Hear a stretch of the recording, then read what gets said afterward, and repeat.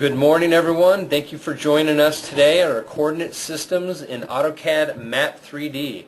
My name is Lawrence Vaughn, Government Solutions Specialist here at CAD-1. Today I'm joined with Warren Geissler, our Geospatial Technical Specialist and overall great guy. Thanks, Lawrence. For some of you, if you've not joined us in this type of webinar before or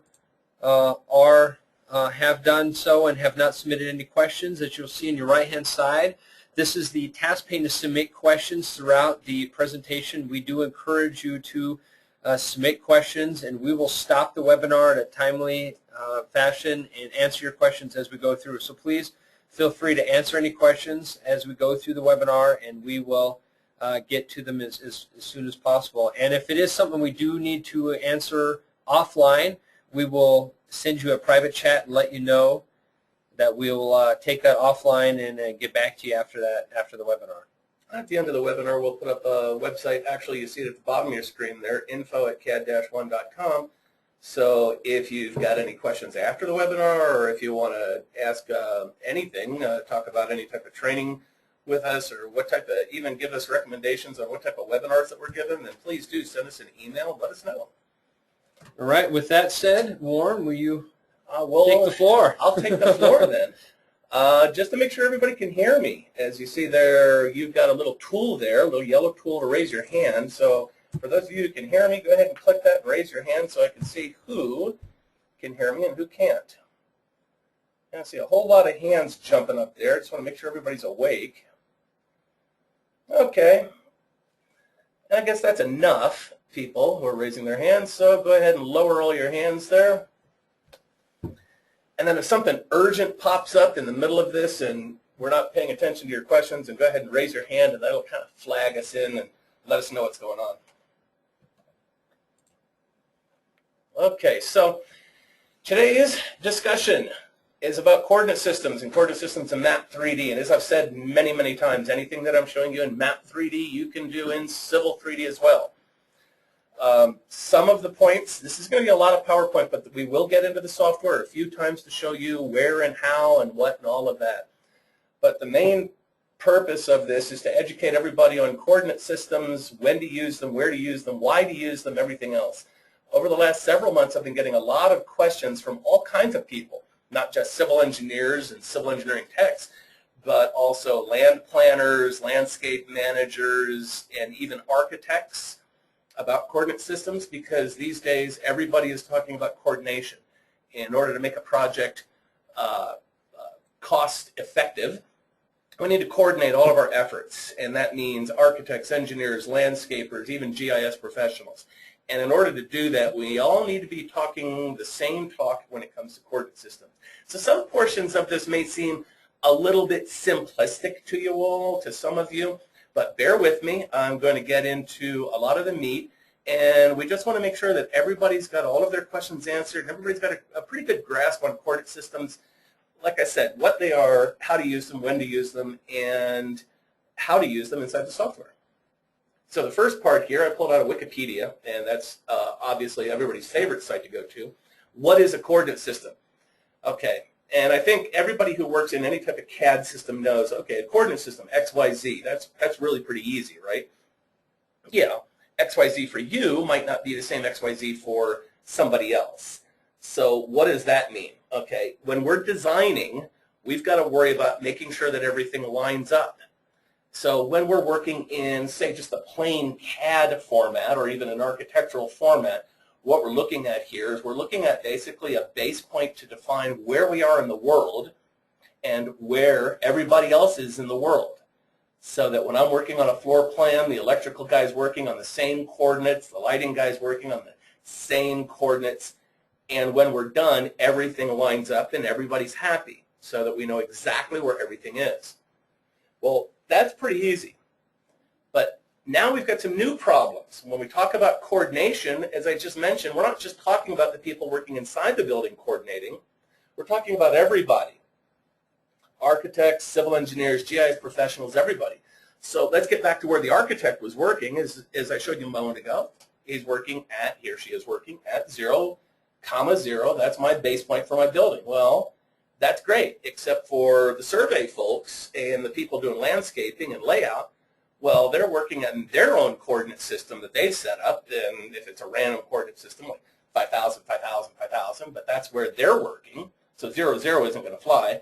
And then I need to start bringing in some GIS data, or I need to coordinate and give my information over to GIS. So now we have to start worrying about, okay, now what is a GIS coordinate system, and why are those numbers so high? So that becomes a real issue. The question becomes then, where are you? I mean, who's working where? Who's doing what? So let's get back into this. When we talk about where you are, we're talking about taking that round shape that you see there, or slightly ellipsoidal shape, and we've got to locate everything in terms of where everybody is. So in order to do this, we use what's called a projected coordinate system. Why are we using a coordinate system, and why are we doing projected coordinate systems? Well, the coordinate system so that we all know where we are on this great big globe. Projected coordinate system means we're taking that round, weird shape and we're flattening it out. Okay, why are we flattening it out? Well, since the dawn of time, maps are flat, even though the Earth isn't, but maps are flat. So in order to get from one point to another, reading a map, that's always been flat. We've had to project it there. But more importantly, CAD is flat. And we're not just talking CAD. We're talking AutoCAD. We're talking the civil tools. We're talking architectural tools. We're talking GIS tool sets are also flat. So in order to get all of our map information, in order to get all of our data to line up, we've got to take that round shape of the Earth and flatten it. Okay? So now let's talk about the math that's going to be required to flatten it. Well, first you need to worry about the ellipsoidal parameters, and from there, which type of ellipsoid that we're going to work with. And then we've got to get into some Euclidean geometry, and then we've got to go into 3D polar arrays. And if you really want to go through all of that, I'm sure that there are some great classes out there, but you know what? I failed calculus a couple times, and I'm not going to worry about that anymore. So here's what's really important. The program's going to take care of all this for you, but we all have to be talking the same language. Everybody's got to talk the same language. Here we have, and I know if you're looking at this right now, your eyes are probably going a little wonky, and you're going, that looks like, you know, I need my 3D glasses on right now. But that's actually the same map, and it's showing you the information in 3 different coordinate systems. Now, which one's the right coordinate system? You know, I always like to throw that out. Which one do you think is right, Lawrence? Which one's the right coordinate system? The one on the left? The one on the left? The lower one. The lower one. Actually, they are all the right coordinate system. Every one of those is the correct coordinate system. It just depends on which one you feel like using. So every coordinate system out there can be right, but they don't necessarily line up. So we've got to have something agreed on. We've got to have something established between everybody. If you're working with architects, if you're working with land planners, we've got to agree on something. So what do? Okay, so let's all agree on which coordinate system we're going to work on. Great. Now, you've done this before. You ask 10 people one question, and how many answers do you get? 10. No, actually you get 11. You always get that one guy who's going to contradict himself by the time everybody's done, right? 11 answers. Okay, so here we have the Capitol building in Austin, Texas. And at the top of the Capitol building, which you don't really see there, is the statue of the Goddess of Liberty, and in her hand is a star. Do not ask me why the NGS decided to do this, but they decided to put a survey benchmark on that star. I don't know who climbed up there to take that survey benchmark or to implant it there. I wouldn't want that job. But that's just one location. That's one location. It is a NGS survey benchmark. Okay. Now, that's one location, but these are all the different ways that we can announce where that location is. We have dozens of different coordinate systems and different ways of locating something, and any one of these can apply. Or sometimes multiples of these can apply. So you've got several different coordinate systems. As you see there, it depends on the units that you're working. Are we working in longitude, latitude? Are we working in feet? Are we working in meters? What's our basis of bearing? Oh, good heavens. What is all of this? Why did it appear? What's going on here? Okay, now, as if that wasn't bad enough, let's flip this around a little bit. And for those of you who live in Colorado or Wyoming, you probably recognize this. It's the wonderful state of Colorado, and that is I-25 leading right down the center of it, and those are colored zones. We have that location, 3 different locations in the state of Colorado. Everybody can see that, right? 3 different locations in the state of Colorado. So what makes this so interesting? That is the coordinate for that particular location. That is the coordinate for that particular location. No, this isn't deja vu. I just said that a second time, and guess what? I'm going to say it a third time. That is the coordinate for that particular location. How can that be? It's one coordinate system for 3 locations? No, it's 3 separate locations, 3 separate coordinate systems. When we're working in coordinate systems, and this tends to blow people's minds out a little bit, so everybody's got to focus on this one. When you're working in coordinate systems, every coordinate zone, and those colored areas that you see there are different zones. We've got Colorado North, Colorado Central, Colorado South. Every coordinate zone has its own unique base point, its own center point or 0, 0 point. And for those base points, we have one set of coordinates, and that set of coordinates is going to be exactly the same for each zone. Guess what? You go up into Wyoming, it's got 4 zones. Same thing. They've got the exact same coordinates. So if I'm at that 1,400,000 by 3,200,000, what does that tell me? That doesn't tell me anything. It tells me I could be pretty much anywhere on the planet. So this is where things really begin to get messed up. People say, okay, I've got my coordinates, and here are my numbers. That doesn't tell me anything. Okay, I'm in Latin long. Okay, that doesn't tell me anything. So here's the important stuff that everybody's got to focus on. What really makes up a coordinate system? When somebody's going to give you a coordinate system, you need to work on a coordinate system.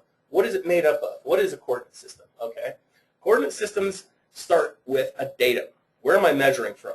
And I'm going to get into a little bit of history about where these datums came from, so that's going to come up here in a moment. But where am I measuring from? Am I measuring from the center of the earth? Am I measuring from somebody's house? Am I measuring from Bob's garage? Where am I measuring from? Okay, common datums that you will hear. NAD-27, North American Datum of 1927. NAD-83, HARD, HPGN, and WGS-84. Those are all datums. Now remember, these are the things that are making up a coordinate system. Okay, that's not a coordinate system in and of itself. That's just one part of a multi-part answer. Second part. Okay, there's a lot of math since the dawn of time. So how am I going to flatten the earth? And there's a lot of different ways of flattening the earth. You'll see that we've got stuff called Lambert, conformal conic, transverse Mercator, some type of oblique system. I mean, there are multiple different ways of flattening the earth. So I've got to take my datum, I've got to come up with my math for the projection, and then last but not least, I've got to come up with what are called my parameters. In other words, what state am I in? Okay, remember the previous slide where I showed you the exact same coordinates, and those same coordinates exist in New Mexico and Wyoming. So I've got to narrow this down by telling the person, okay, what state am I in? Great, now that I know what state am I in, what part of the state am I in? Am I in the central zone, the north zone, east central up in Wyoming, or east or west central? What zone am I in? Now I'm starting to narrow this down a little bit here. Here's an important one. What type of units of measurement am I using? Okay, we go back up to the datums, number 1 there. NAD-27 was done in feet. NAD-83 was done in feet and meters. So is HARD and HPGN. So you've got to watch out. What type of units am I using? This is an example of a coordinate system. When somebody is going to tell you a coordinate system, they've got to give you all of that information. What datum, where am I, what zone, what units am I working in. If you get one portion of this, if somebody says, well, we're using NAD-83, that doesn't tell me anything. That doesn't tell me anything. What zone are you in? Okay, maybe if I'm standing in the center of Denver, I know that I'm in the central zone.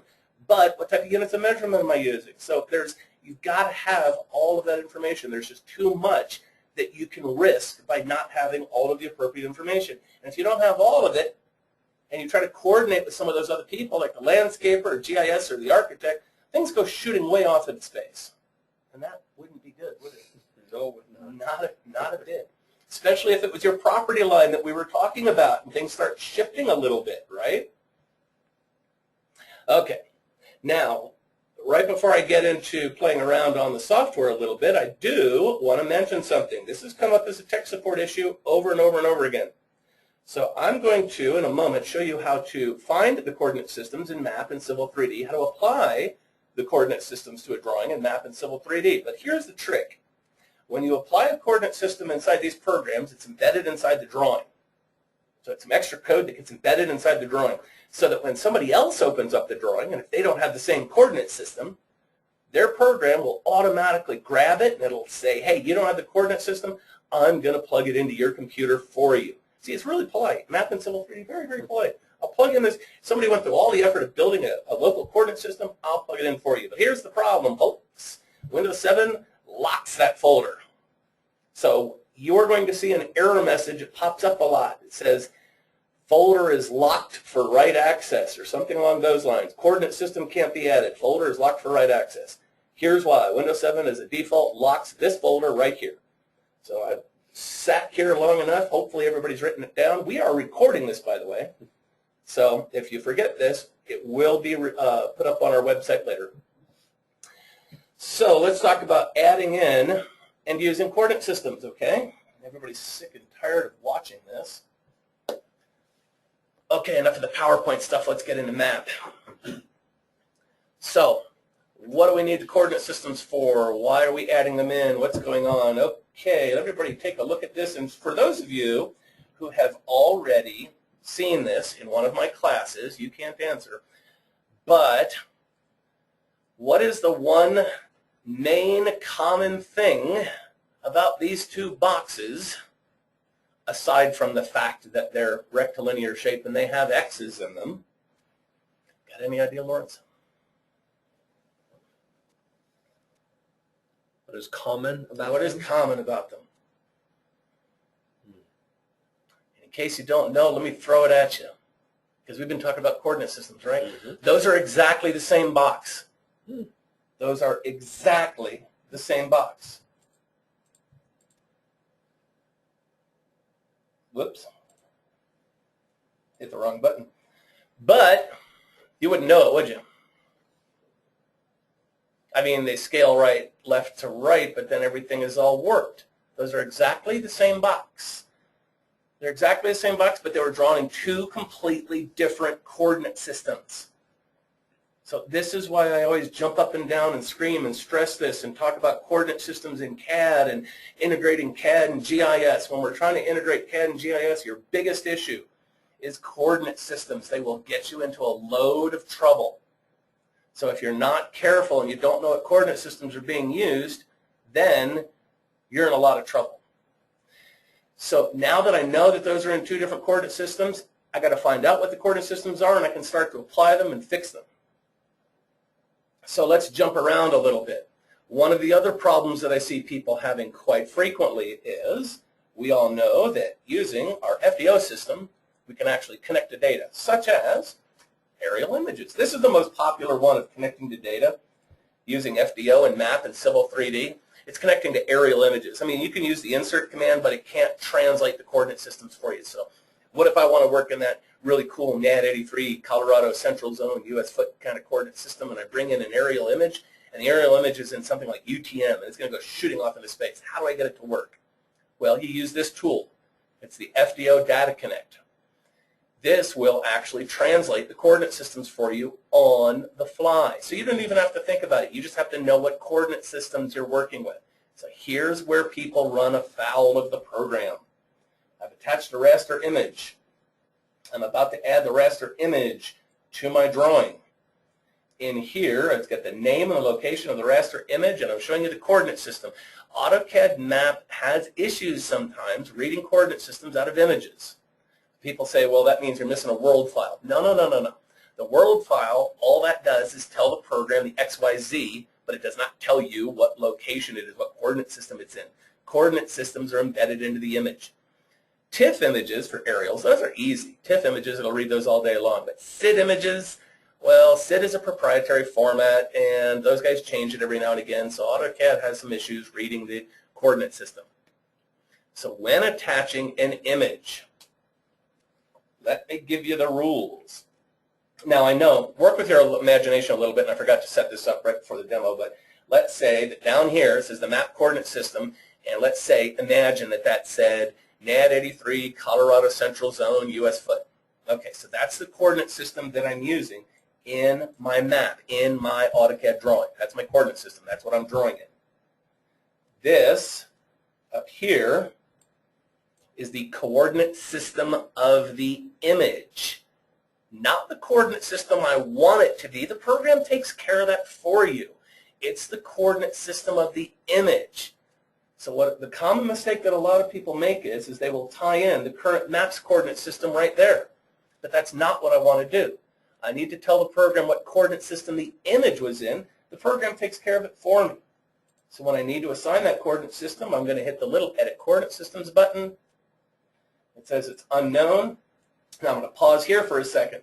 Sometimes the coordinate systems will come in known, but it's quite obviously not right. A common issue is that some of the text that Esri shapefiles use, AutoCAD gets a little confused with, and it comes in as Antarctica Latin long. So should that happen, Antarctica Lat long, you need to change this to WGS 84 Lat long.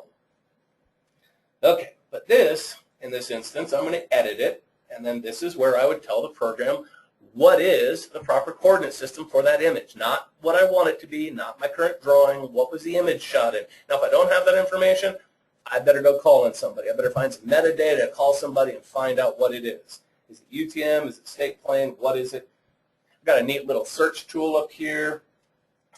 Let's say that it's UTM 83, and start typing it in there, and I just go right to where the UTMs are. I get to pick my zone, my unit, everything's right there. It's a great little search engine. But I can't stress this enough. What you're typing in or what you're finding here is what the data was in, not what you want it to be. I know I said that 4 or 5 or 6 times, but I cannot stress it enough. So once you do that, you hit OK all the way out of here, and you add it to the map. It comes plopping in exactly where it needs to be. Now, since I've got boxes that are just floating off into space, I'm not really going to bring that image in because it takes too long anyway.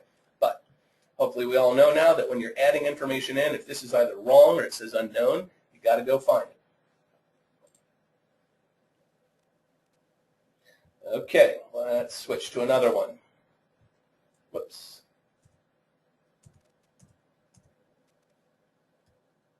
That's the one I wanted to be in. All right, let's jump around a little bit here. Let's talk about using coordinate systems now. How do I use them? How do I assign them? How do I work with them? Okay, so here I have some GIS data. I need to know what coordinate system it's in. Real easy, in AutoCAD Map or Civil 3D 2013 or 2014, at the bottom of your screen, it'll tell you what coordinate system that the current drawing is in. If it says unknown, then you've got to assign a coordinate system, which I can show you how to do here momentarily.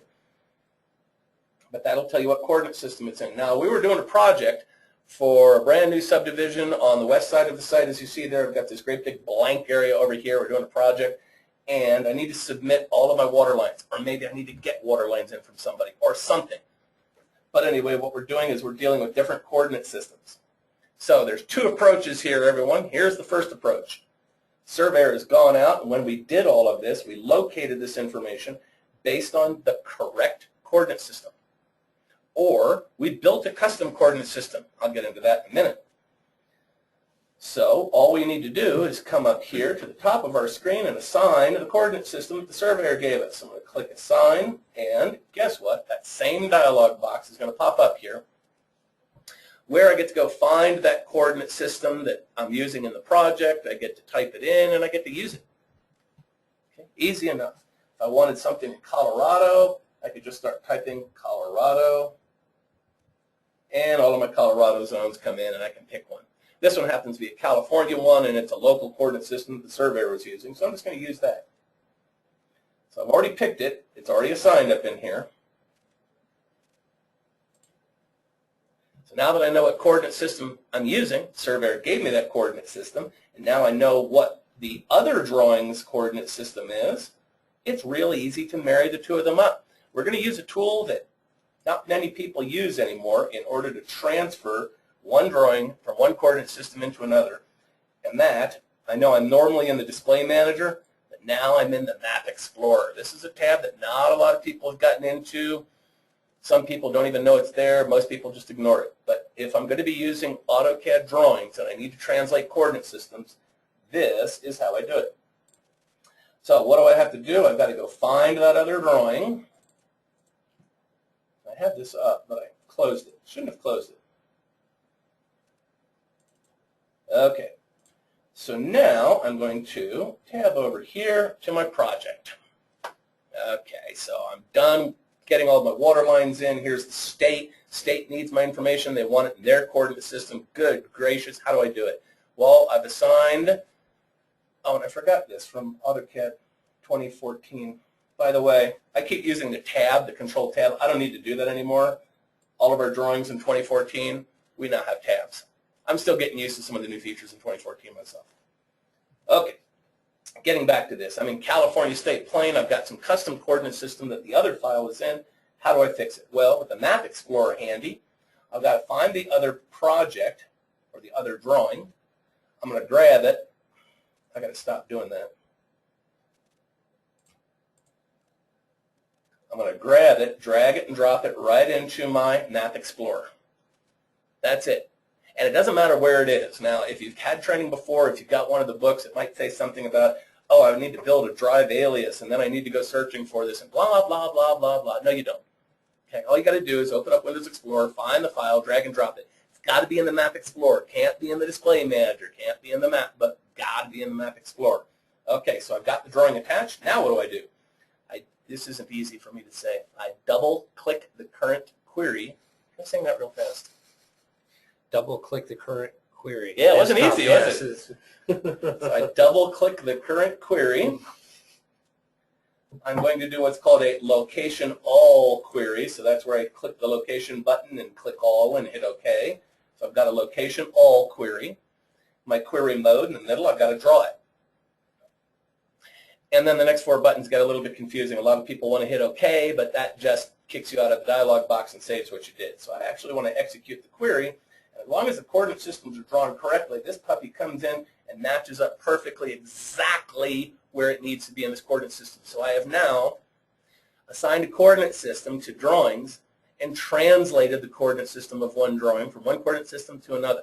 So now I can hand this information off. I can export it as a shapefile. I can translate it off.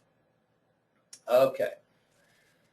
So, Warren, maybe this is a good time to ask a quick question that came in. Yes. Kind of backstepping a little bit about SID files. The question came in, as long as the coordinate system is set, can map handle SID files okay? Oh, yeah. Yeah, map can handle SID files. As you saw there, that was a SID file I was going to import in a moment ago. It's a huge one, so I didn't really want to do that. But, yeah, the program can handle SID files. The trickiest thing with SID files is, as I was just mentioning, typically when you go to attach a SID file that way, the coordinate system comes in as unknown. So you've got to know what the coordinate system was for the SID file. Otherwise it goes shooting off into space. Easy enough. So here, as you see, I have attached a coordinate system to one file, a different coordinate system to another file. I use my query. Now, a couple important things here to mention. Right now, this is a completely separate drawing. I still have the original data over here in this drawing, which is attached. I'm going to detach it like an XREF. It's attached like an XREF. So I'm going to right-click and I'm going to say detach it. Don't want it anymore. But that drawing still exists, and it's still in the old coordinate system. All I've done is basically an insert, and I've translated the coordinate system on the fly. Now, as soon as I detach it, I'm going to get a warning message. It's going to say, hey, these objects, they're sitting in the new drawing now. And I'm like, don't worry about it. I don't care. I want them in the new drawing now. Okay, so the existing file is still there. It's still in the same old coordinate system. These are lines, arcs, circles, text, whatever I drew them up to be. They're good to go, and they're in a new coordinate system. The next thing, and this is going to break some hearts, and I know it's problematic right now, you cannot do this with Civil 3D Intelligent Objects. You can only do this with plain AutoCAD. lines, arcs, circles, and text. And yeah, I know I can hear the boos all the way down here from wherever you're at. So currently we can't do that. Now there are a couple workarounds. I have shown some of them in past webinars, so you can go mine through our webinars and see how we can work around that. But the easiest way is to export your Civil 3D information as an SDF file. But for plain AutoCAD drawings, if I get something in from the architect, I need to translate the coordinate system or something else. Now here's the next problem. Undo all of this. Actually, I'm going to close that drawing. Let me see if I can undo all of it. There we go. Just undid all of it. Okay, so here's the next problem. I've got a project that I just did. Wow, deja vu, right? I've got a project that I just did, and everything looks really, really good. The problem is that it doesn't really have a coordinate system. All I had is a benchmark, and the benchmark was like at 5,000, 5,000, 5,000. Surveyor came in there and gave it to me. And that doesn't do me any good. So how on earth am I supposed to get this into the other drawing? Okay, so I asked the surveyor to go back out there and give me the lat and long for the benchmark. He also gave me the elevation. Useless, because we're GIS data. But I've got a latitude and I've got a longitude for this. Now I've also got a rotation value because it wasn't really set up as true north, but I've got a rotation value to get it to true north. So, and this isn't too hard to imagine. Also, let's say that you get a data file in from an architect, a building file. We need to know where the building corner is. We need to know how it's rotated. Anything where I've got a single location and a rotation value. Now what do I do? Okay, so I've got to use some other tools in this particular instance. I need to grab all of this and I need to pull it into the other drawing. That's easy. That's just a copy-paste.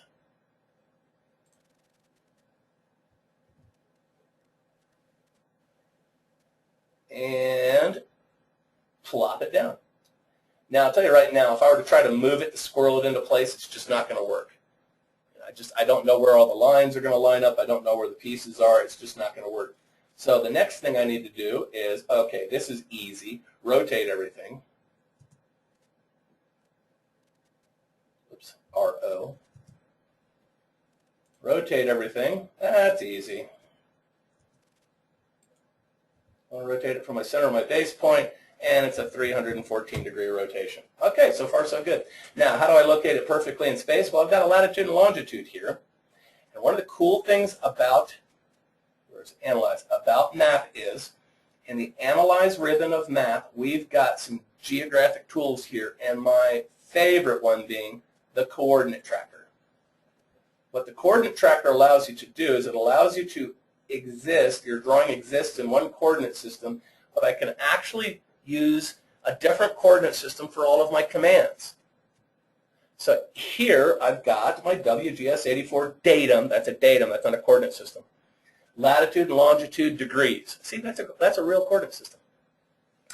I know what the lat and long of this particular benchmark is. I've just got to marry it up over there. So what do? This coordinate tracker will work for any AutoCAD command, including move. I'm just going to use the move command. What am I going to move it from? I'm going to move everything from the center of my base point. And then where am I going to move it to? Okay, I've got those coordinates, so let's type them in here. Move it to 25 minutes, 58.05 seconds. Now, if you're going to use the coordinate tracker, here's a little trick. Don't move your mouse out of the coordinate tracker because then you lose everything you've already typed in. So you've got to be really careful with this. All right, so I'm going to back up. I'm going to move over this. This is 34 minutes. This is 17.02 seconds. All right, now I'm still not moving it out of the coordinate tracker. And I've got a neat little button up here that says digitize using entered position. So watch my command line. I've already typed in those coordinates. I'm going to digitize it. And then the command line, take a look at the end of the command line. It went ahead and translated my lat and long into state plane so that now when I zoom out and I come over here, everything comes in exactly where it's supposed to be. So that's a second way of working with coordinate systems. If somebody says, oh, I didn't draw this at a coordinate system, okay, no big deal. Just give me a point. Just give me a location point. I will put it in a coordinate system. So there you go. You can add and use coordinate systems multitude different ways. Now, we're not quite done yet, so everybody hold your seats. Okay. Next thing, when we're talking about coordinate systems, let's talk about some buzzwords that you need to be aware about coordinate systems, because I've heard these quite frequently and they make my teeth hurt whenever I hear them. I will often hear GIS people. You say, what coordinate system are you using? Oh, we're using WGS-84. Okay, that's a datum. That's nice. Now, but it's not a coordinate system. GIS people are all the time say this. What's the coordinate system? Is it lat-long? What is it? Okay, we're working with GPS. Now, hopefully by now everybody knows what GPS is because we've all got them in our phones, but it's just a system. So surveyors use that a lot where you're working with GPS. Then people will say, okay, we're working NAD-27 or we're working NAD-83. That's great. All it's telling you is how old is your control, but that, again, is not a coordinate system. By the way, and I put it in there, if somebody says that they're using NAD-27 control, fire them. They're using way outdated control. And then here's another one. If a surveyor comes in and says, I'm using NAD-83, you get to ask them what year, because as I'm going to show you here in a moment, NAD-83 has several years that you can attach to that. And then if they go, well, I don't know, then you say, okay, tell the surveyors to go into a room and fight it out, because let me tell you, it's not pretty. But the important thing that you've got to know is that if you're going to be working with other people, everything should be in the same year. Somebody says NAV-D88, that tells you that they're using a specific vertical datum. I don't care. I'm putting everything in GIS. It's all flat. I don't care about vertical datum. Surveyors often say, okay, we're using the core system. Great, that means nothing to me. That's the antenna system that they're using. Great, core, big deal. Sometimes people will throw out HARN or HPGN. They both mean the same thing. They're just adjustments to NAD-83. Okay, again, these are not coordinate systems. These are buzzwords that people throw out to confuse you. If somebody asks you, okay, are we using the International Foot or the U.S. Survey Foot? Throw them out of your office. All right, if the surveyor says, okay, we're just using a local or a localized coordinate system, I would say run away, because with the equipment that people have right now, there is no reason to use 5,000, 5,000, 5,000, as I just mentioned, for a coordinate system. I mean, seriously, every new piece of equipment out there can get you spot on exactly where it needs to be on the Earth. Now the problem, the last one that pops up, is grid-to-ground issue. We've got this grid-to-ground issue. All right, that's a big one. Is it flat grid, or are we working on the surface of the Earth? Okay, flat grid, that's our coordinate systems. That's what we work with in AutoCAD. Ground, that's the surface of the Earth. That's what people actually design on, ground systems. I'll talk about that a little bit more, but I just wanted to throw out, because I've been asked this quite frequently, also a little bit of history. My system's going very slow right now. Little bit of history. Okay, just to show it to you, because people have asked, okay, what's this NAD-27, what's NAD-83, what's HARN, why are all these years there? So just so you see, NAD-27, North American datum, was actually established in 1913. First adjustments begun in 1927, but NAD-27 doesn't become NAD-27 until actually 1931 when they're done. Okay, so in 1983, they established a new datum, basically the center of the Earth. Where am I measuring from? Center of the Earth. NAD-27 was measured from Meads Ranch, Kansas, because Kansas is the center of the U.S., and the U.S. is the center of the universe. That didn't really work. So let's just talk about the Earth. Everything's resurveyed, everything's adjusted. 1986, all of that's done. So when you hear NAD-83, you're going to see that little extra set of parentheses there, NAD-83, 86. Now the NAD-27, I put on the little green, 10 meters. That means when I'm standing at a point, I'm within 10 meters of where that point really is in the world. By the time NAD-83 got done in 1986, you were within 1 meter of where it is. Great. By the way, people have often asked, what the heck is this WGS-84 stuff? Well, okay, 1984, DOD wanted something for the entire world, so they used their satellites. They used a lot of taxpayers' money. They located the center of the world. It's actually about 6 meters off of where the other center of the world is. So functionally, unless you're worried about like 15 decimal places, it's the same thing. So WGS-84, don't worry about it. Don't panic. It's the same thing as NAD. All right, from 1987 to 1997, all the states, like Colorado and Wyoming, get to begin their own GPS using satellites and using their own antennas. They begin their own systems. It was originally called HPGN, High Precision Geodetic Network, but that's really too difficult to say. Hibiginen. Okay, that didn't work, so the government said, why don't we call it High Accuracy Regional or Reference Network? HARN, that's easy. Love acronyms. Okay, well, if you get an NGS data sheet, it's going to have on there NAD 83. Instead of 86, it'll have the year that the state was completed. So Colorado was 95. 1997, all the states were completed. All of our control was within 0.1 meters. That's doing pretty good. And then the government comes in and takes over after the states spent all their money, and they started adjusting everything, putting all the network together. And in 2007, we've got now NAD 83, 86, we've got NAD 83, 95, and we've now got NAD 83, 2007. So everything's adjusted, put together. We're now down to 0.01 meters. So you figure that's good enough, right? 0.01, let's stop. Well, no, because it's the NGS and it's NOAA. So in 2011, they decided to do another one because of tectonic shift, gravitational adjustments, and it's the exact same thing, 0.01.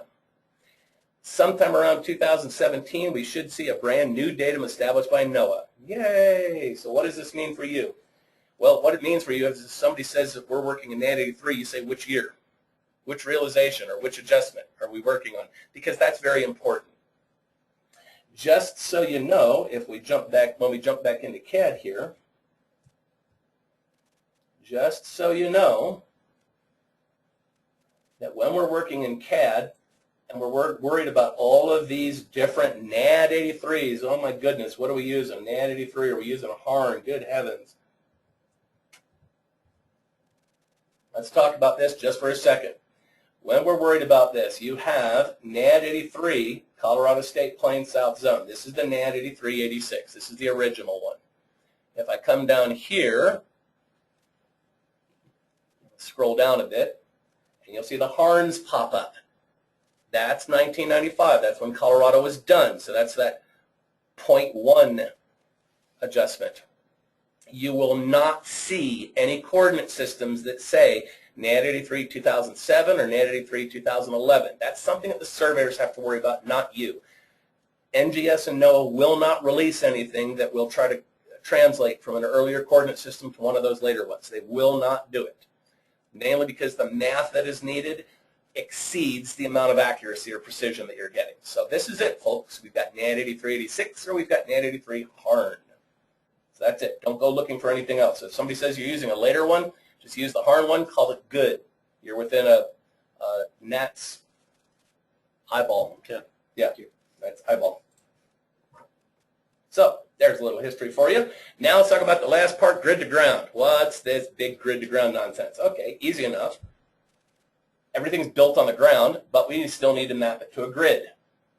So when we're talking about these state planes and these projected coordinate systems, that's exactly what we're doing. We're projecting this weird shape of the Earth down to a flat plane.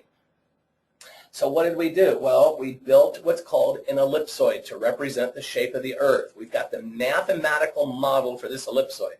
So as long as we've got that cool mathematical model and we know where we are, then we've got an exact scale factor to get us from that ellipsoid down to that grid. That's pretty cool, an exact scale factor. There's just one problem. And that problem is that the Earth ain't really shaped like that. Most of the time when you're surveying, the Earth is shaped something like what you see up at the top there. So now we've got to map that weird shape of the Earth onto the ellipsoid and then map the ellipsoid down to our grid. So when we're dealing with this, we've got a lot of methods that is involved, and that's what those cool NGS data sheets are. That's what those control points are. They're going to give you the what's called, everybody ready for this, the combined scale factor or your project scale factor. And that means the scale factor from up here where the ground is down to my ellipsoid and from the ellipsoid down to the grid. Combined scale factor. Now sometimes the ground is actually below the ellipsoid, so it depends on where you are, but we're in Colorado. We're always above that. So how do we take care of it? We've got to define our own coordinate system like that one I showed you a moment ago. Here's how we do it. Colorado, any state with this, what's called a Lambert conformal conic projection, you've got to build yourself a custom ellipsoid. And I'm going to show you how to do that. You multiply the equatorial radius by the reciprocal of your combined scale factor. What the heck is 1 over your combined scale factor? Okay. Wyoming, states with transverse Mercator. They've already got a scale factor built in for the ellipsoid, so you've just got to add in your project scale factor into that. So your scale factor becomes 1 over your project scale factor multiplied by the current scale reduction. But here's the thing, and I'm going to show you a couple of ways to do this, but here's the important thing in both cases. When you're building a custom coordinate system, change what's called the false northing and false easting, because you do not want this to be anything close to state plane coordinates because things get really wiggy. Now, people with plain AutoCAD, what do? Well, they've got to use the AutoCAD scale command.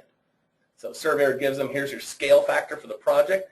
They grab everything and they use the scale command from 0, 0, and they scale their entire project up. So what does that do? Well, it gives me a good scale factor, but now my plan is just shifted about 1,000 feet to the northeast using the scale command from 0, 0. So I can't use GIS data. I cannot use any live GIS data. No good. NG, no good. TB, too bad. So NAS confusion. All right, so let me show you how to do this.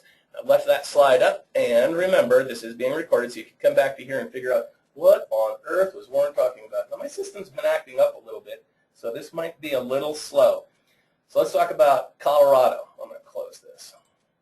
Colorado, I need to build a custom coordinate system, but I need to create an ellipsoid. So basically, I need to raise the shape of that earth is what I'm doing here. Oh, is that slow or what? There, you guys can see my screen now. Okay, so in my map setup, I've actually got a create tool here where I can create a coordinate system. I can create a datum definition, and here's the one that I want to use, create the ellipsoid. So when we're creating an ellipsoid definition, I always like starting from the existing ellipsoid. And I'm going to wait because the system's slowly getting behind here. There we go. I'm going to create one from an existing ellipsoid, so I'm going to select one. The one that you're looking for is one that everybody uses. It's called GRS 80.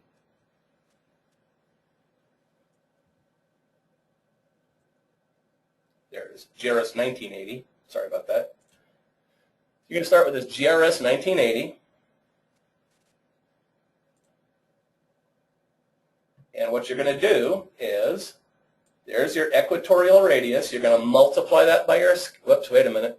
I just looked up and I'm a little bit behind again. I think our internet is slowing down here.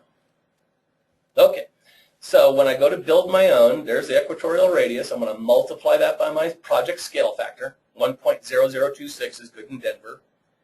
And then I've got to maintain this flattening ratio. So how do you maintain the flattening ratio? You copy and paste it. So before I start multiplying anything, I'm going to copy this. When I'm done changing my equatorial radius, I'm going to paste it right back in. So that's all you need to do to build yourself a nice new ellipsoid. Once you've done that, then you've just got to build yourself a new coordinate system. So that's easy enough to do. Create a coordinate system. Create a coordinate system definition. Hit next. I'm going to start with an existing coordinate system. I'm going to hit next. The existing coordinate system I'm going to use is, guess what? Colorado.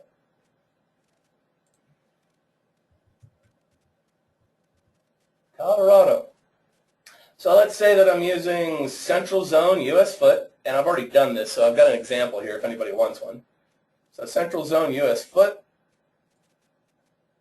This time I'm just going to view it. So I'm not going through all the steps because the program takes a little bit of time when it's going back and forth for me. Now this one chokes up just a little bit because in 2014 it's got to read a whole bunch of different coordinate systems from different locations. So, and it's still chugging along here. So any questions that anybody's got as we're going through this last step, definitely type them up. And I've got the little circle going around and around and around and around and around. And I don't think anybody has ever seen that happen before in AutoCAD. But this does tend to take a long time. Okay, now my screen has changed and come on. Come on. Your screen has changed. There we go. Okay. Okay, so when you're defining your coordinate system, I always copy the central zone US foot, which you're going to have to give it a new name, and you're going to have to change the datum because the datum is going to use your ellipsoid that you've built. So I know it seems like a whole lot of, oh my gosh, what is all this? I do have instructions that I've typed up, so should anybody need that, I can take a little bit of time to show you how to do that or send you over some instructions. But the important thing to note there is that when you're working with Colorado coordinate systems, you've got to build your own datum, your own coordinate system, and then you can work on the grid to ground. Now, do you have to do this for every project? I'm going to say no.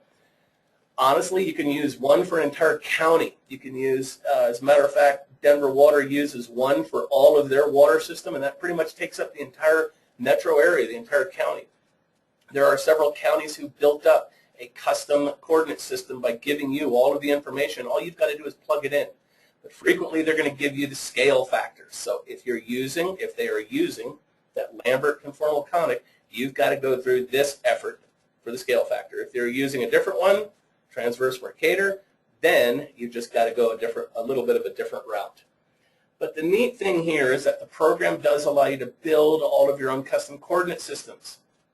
The other thing is that the coordinate systems get embedded into your drawing. So if you email somebody your drawing, it'll register your coordinate system on their computer, and they get to use it from then on. I realize that we're about to run out of time, getting near the end there. So important things here, let me get back into my little slideshow. Important things to take away here is that everybody's got to agree the coordinate system or systems that are being used and how you're going to translate between them all, who's going to be using what, and then how to build the custom coordinate systems. Map allows you to build custom coordinate systems all day long. You've just got to know how to get in there and how to do the digging. And then quite frequently I get a question of, okay, what about Latin long? Why don't we just use Latin long? Well, okay, how many degrees is it from here to your house? I know how many miles it is from here to my house, but how many degrees is it? Okay, what's a degree? Well, 1 second equals about 90 feet, but that's in Denver. You go up to Wyoming, that changes a little bit. It's about 85 feet. So it depends on where you're standing. So Latin long just doesn't work, okay? Just doesn't work. Always remember that what you're doing is not on an island. You're not isolated. Your model isn't alone. There are tools out there to help everybody coordinate all of their work. Autodesk has this BIM and GIS integration tool called Infrastructure Modeler. For design work, we can map Infrastructure Modeler design information back and forth into Civil 3D. We've got this one for project collaboration. It's called Navisworks. You've got Civil 3D as a BIM tool. You've got Revit as a BIM tool. In order for these to work, everybody needs to work on the same coordinate system. Why? Who cares? What's the big deal? Well, it's so bad things don't happen like this. And that's just coordinate system problem right there. Lack of communication, coordinate system problem. So as we're wrapping up here, we've only got a few minutes left. So any questions that anybody's got, now would definitely be the time to throw out there. Remember that this is being recorded, so when Danny gets the time and she can post this up, it'll be on our YouTube channel. You can come up to our website, CAD-1.com, and look at our events page, and it will have all of our pre-recorded or past recorded events. You can come and watch this and review it again. So if anybody's got issues or questions, or if you want to see something different in one of our webinars, then just drop us an email or give us a call. Send an email to info@CAD-1.com. Let us know what you want to see. Let us know what you thought about today's webinar, whether it was informative, whether it was worth it. We'd love to hear from you. Lawrence, do you have anything? Do you have any specials going on or anything else happening? I do want to thank everyone for joining us today, and I do see that I believe most people had registered for our Customer Appreciation Day coming up here in June. If you have not yet, please visit our website, again, CAD-1.com, and on the very top you can register for that. Please do so. And again, as Warren mentioned, if you do have any questions that were covered today or were not, or any other general questions, please feel free to send us an email at info@CAD-1.com, and we will make sure to get back to you via email, phone, pigeon, on-site visit, whatever the question may require. So definitely reach out to us, and we will help you in any way we can. I thank everybody for joining us again today, and unfortunately now I've got to release you so that you can get back to work. Have a great day. Have a great week.